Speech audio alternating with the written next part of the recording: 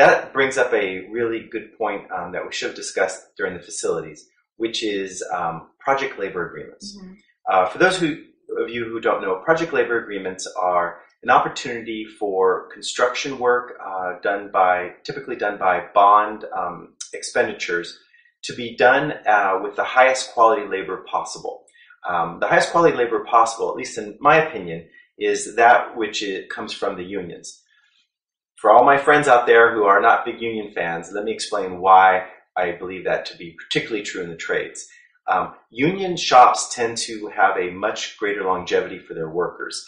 And when the unions negotiate contracts, they negotiate a high level of training, mentorship, and other types of education for those members. So those members, those workers, tend to be much more highly skilled than a typical construction company who's going to have a lot greater turnover and might be working with immigrants who might have work permits 1 year, other years they may not be able to. So there's quite a big turnover in the construction and trades industry, generally speaking.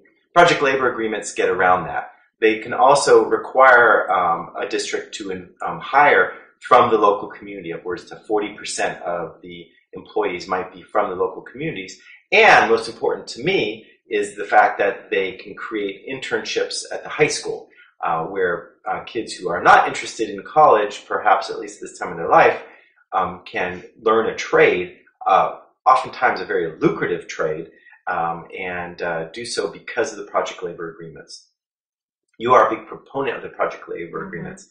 Are we going to have a project labor agreement that's going to cover the $100 million of expenditures that the bond is affording our district? Well, this is what I am definitely advocating for. And my primary reason for wanting to have that, besides that I believe this is what's best for our society, our city as a whole, is that there are value-added benefits to having a project labor agreement, which would benefit our students and the families of our students here in Culver City. So, for example, if we negotiated a project labor agreement, then we could have in that agreement that our students in Culver City have priority into those apprenticeship programs.